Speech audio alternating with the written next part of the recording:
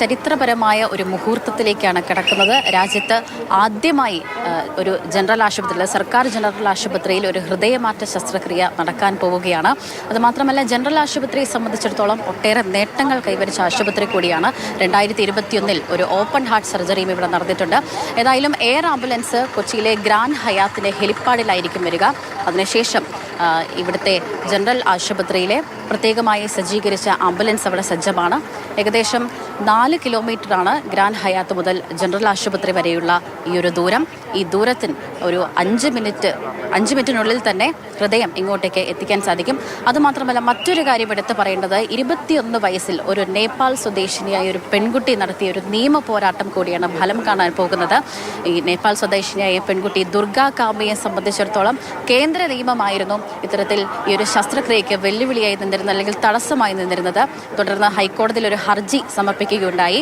ഹൈക്കോടതി ദുർഗ കാമയുടെ ഹർജി പരിഗണിച്ചതിന് ശേഷം പറഞ്ഞത്, ഒരു വ്യക്തിയുടെ അല്ലെങ്കിൽ ഒരു മനുഷ്യന്റെ ജീവൻ രക്ഷിക്കണമെങ്കിൽ അതിന് തടസ്സമായി പൗരത്വം അതിനൊരു തടസ്സമാകരുത് എന്ന് ഹൈക്കോടതി ഉത്തരവ് പുറപ്പെടുവിക്കുകയും ചെയ്തിരുന്നു. അപ്പോൾ ആ ഒരു നിയമ പോരാട്ടമാണ് ഇപ്പോൾ ഫലം കാണുന്നത്. 19 വയസ്സിലാണ് അപൂർവ ജനിതകം രോഗം ഈ പെൺകുട്ടിയെ ബാധിക്കുന്നത്. ഈ പെൺകുട്ടിയുടെ അമ്മയും അതോടൊപ്പം തന്നെ സഹോദരിയും ഇതേ രോഗം ബാധിച്ചാണ് മരണപ്പെടുന്നത്. തുടർന്ന് സഹോദരനും ദുർഗയും നേപ്പാളിലെ ഒരു അനാഥാലയത്തിൽ നിന്നാണ് വളരുന്നത്. അപ്പോൾ ഈ നേപ്പാളിലെ അനാഥാലയ നടത്തിപ്പുകാരൻ ഒരു മലയാളിയാണ്.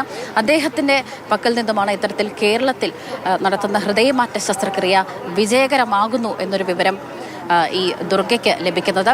തുടർന്നാണ് ദുർഗ കേരളത്തിൽ എത്തുന്നത്, ഇവിടെ എറണാകുളത്ത് എത്തുന്നത്. ഇവിടെ ഒരു വീട് വാടകയ്ക്കെടുത്ത് സഹോദരനൊപ്പം താമസിക്കുന്നത്. ഏകദേശം 1 വർഷത്തോളമായി ഇവിടെ ജനറൽ ആശുപത്രിയിൽ ചികിത്സയിലായിരുന്നു. ഏതായാലും ഉടൻ തന്നെ ഈ ശസ്ത്രക്രിയ പൂർത്തിയാക്കി. ഏകദേശം 4 മണിക്കൂറാണ് ഈ ശസ്ത്രക്രിയ പൂർത്തിയാക്കാൻ വേണ്ട സമയം എന്നാണ് ഡോക്ടർമാരോട് സംസാരിച്ചപ്പോൾ നമുക്ക് മനസ്സിലാക്കാൻ സാധിക്കുന്നത്. ജോർജ് വാളൂരാൻ്റെ നേതൃത്വത്തിലുള്ള സംഘമാണ് ഈ ശസ്ത്രക്രിയ നടത്തുന്നത്. ഏതായാലും എത്രയും വേഗം തന്നെ ദുർഗയുടെ ഹൃദയം മിടിച്ചു തുടങ്ങട്ടെ എന്ന് തന്നെയാണ് എല്ലാവരും ആഗ്രഹിക്കുന്നത്. ചെറിയ പെൺകുട്ടി, 22 വയസ്സ് മാത്രമാണ് പ്രായം.